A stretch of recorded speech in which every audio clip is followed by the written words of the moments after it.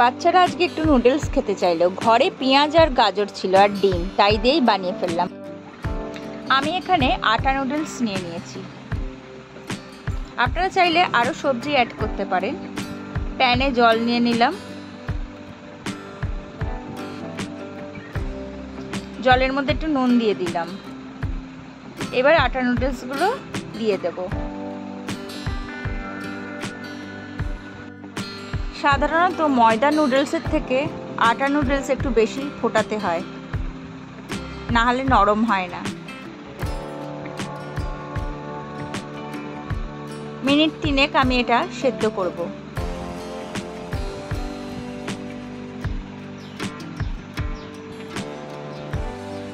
প্যানে তেল নিয়ে নিলাম।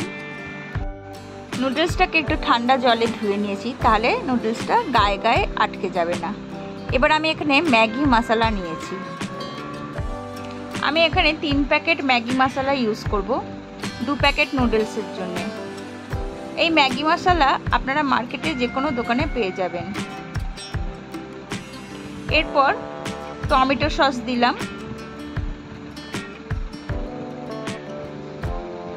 চিলি সস আর সোয়া সস।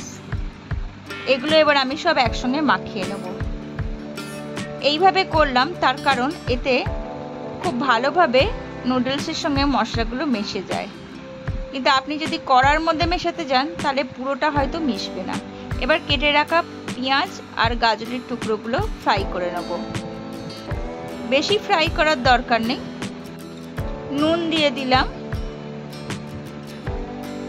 এবার একটু উল্টে পাল্টে নেব। 2টো ডিম নিয়েছি, একটু নুন দিয়ে ডিমটাকে ফেটিয়ে নেব ভালোভাবে। ফেটানো ডিমটা ওই ফ্রাই করা ভেজিটেবলসের মধ্যে দিয়ে দেব। চিলি সস দিয়েছি বলে আমি আর লঙ্কা দিলাম না, কিন্তু যারা ঝাল খাবে তারা লঙ্কা দেবে। এবার ভালো করে ডিমটা ভেজে নেব। গোলমরিচের গুঁড়ো অ্যাড করলাম।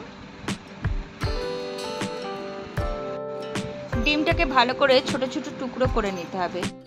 এবার মশলা মাখানো নুডলসটা তার উপর দিয়ে দিলাম। এবার ভালো করে ভেজিটেবলসগুলো মিশিয়ে নেব। 2টো খুন্তি করে নাড়ছি, তার কারণ একটা খুন্তিতে নুডলসগুলোকে ভালো করে ফ্রাই করা যায় না।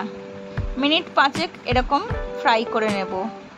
ব্যাস, আমাদের নুডলস রেডি। রেসিপিটি পছন্দ হলে অবশ্যই সাবস্ক্রাইব, লাইক, কমেন্ট করবেন। ধন্যবাদ।